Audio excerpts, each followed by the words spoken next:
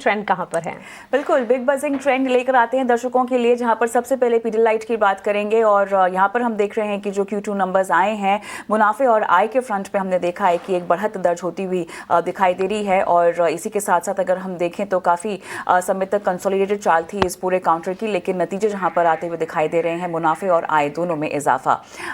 अगला यहाँ पर बिग बजर स्टॉक होने वाला है यूनाइटेड स्पिरिट्स का, जहां पर हम देख रहे हैं कि ज़बरदस्त नंबर्स। मुनाफे के फ्रंट पे अगर हम देखें तो 41% की बढ़त दर्ज होने के बाद 472 करोड़ पे आंकड़ा पहुंचता हुआ। नेट रेवेन्यूज़ की बात करें 11.5% बढ़कर 3170 करोड़ पर ये, और काउंटर आप देख सकते हैं 2.5% के पार की तेजी फिलहाल दर्ज करता हुआ।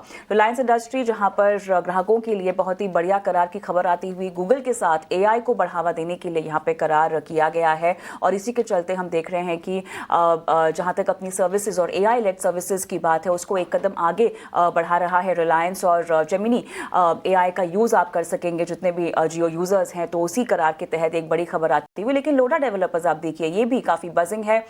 नतीजों के फ्रंट पे अगर हम देखें तो मुनाफा लगभग 86.5% बढ़ता हुआ आंकड़ा 788.7 करोड़ पर दर्ज हुआ है। रेवेन्यू की बात करें 44.7% का इजाफा यहाँ पर, और 3,799 करोड़ पर नंबर पहुँचता हुआ। अगर आप एबिट मार्जिन देखें तो यहाँ पर भी 26.8% से बढ़कर यह आंकड़ा 29.2% पर आता हुआ देखने को मिल रहा है। काउंटर भी हम देख रहे हैं कि आज के सत्र में लगभग 2% तक की तेजी पर फिलहाल कामकाज करता हुआ दिखाई दे रहा है।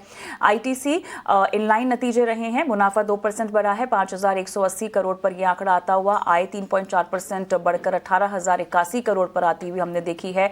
एबिटा की बात करें 6,252 करोड़ पर यह आंकड़ा 2.1% बढ़कर दर्ज हुआ है। एबिट मार्जिन अगर आप देखें तो यहाँ पे 34.7% पर आंकड़ा 32.8 के मुकाबले दर्ज हुआ है।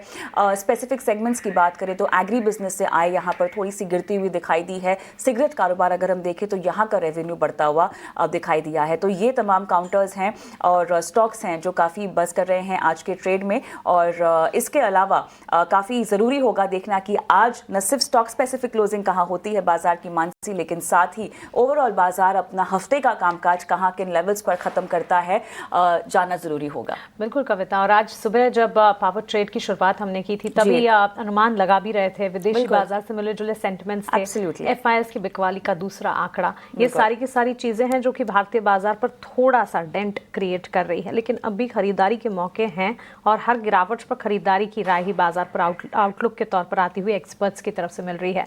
मार्केट के सेटअप की अगर बात करें, हाँ कमजोरी के साथ इस वक्त कामकाज नजर आ रहा है। 25,768 के स्तर, 100 अंकों की गिरावट है और ऊपरी स्तरों से लगातार एक ही ड्यूरिंग द इंटायर सेशन हमने देखा, शुरुआत में एक अप मूव देखा जरूर बाजार ने, लेकिन उसके बाद गेंस पूरी तरह से फ्रिजल आउट होते हुए और उसी तरह के सेंटिमेंट्स अब नजर आ रहे हैं। निफ्टी हो चाहे बैंक निफ्टी हो और साथ ही बेंच